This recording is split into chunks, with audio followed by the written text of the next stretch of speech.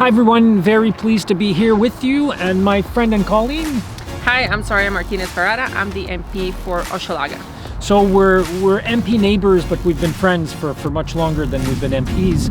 And we're here today to do a little bit of myth busting on electric vehicles. We're hearing a lot about EVs, our government is doing a lot.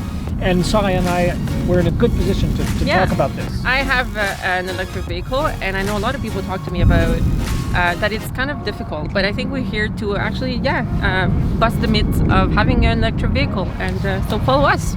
Yeah, and I don't have a car, I don't have a personal car, but my service vehicle is 100% electric vehicle, so between the two of us, we should be able to do a little bit of myth busting. So Steven, the first thing people say, and I've been hearing this in my own writing, is that electric vehicles are not accessible. They're actually too expensive. Well, it's true that if you look at purchasing an electric vehicle versus a similar vehicle but an internal combustion engine, the purchasing cost is higher, which is why the federal government since 2019 has put in place an incentive to help people who want to transition from a fossil fuel vehicle to an electric vehicle of $5,000.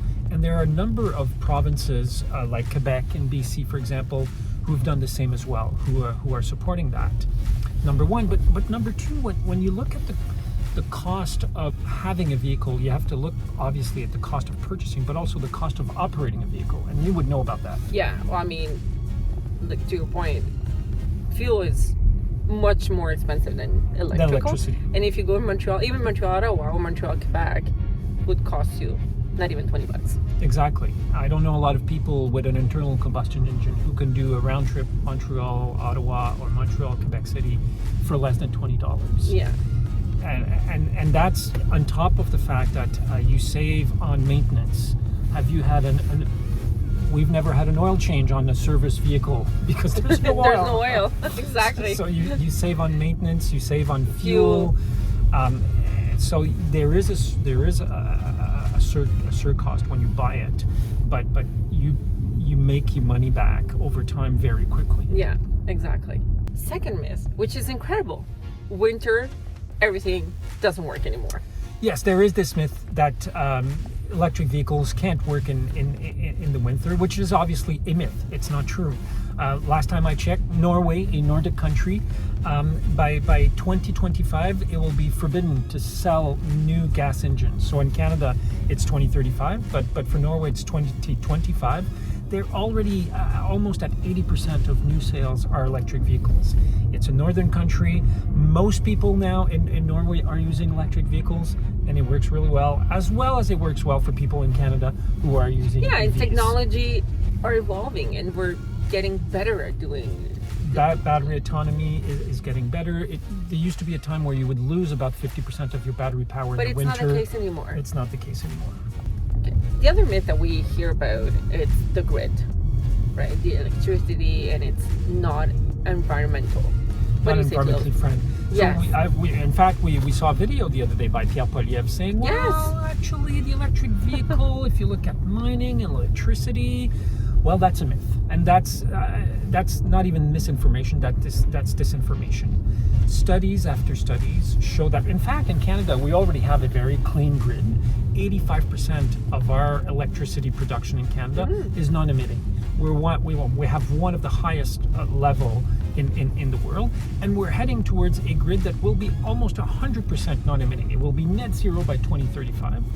Number one. But number two, if you look at various studies that have been done in Canada, in the US, in the European Union, if you have an electric vehicle, it's at least 60% more environmentally friendly than if you have an internal combustion engine. And it's a huge natural resources that we have, and it's for us going into a green economy, it's one of the big advantages as electricity a country. Is cheaper. Yes.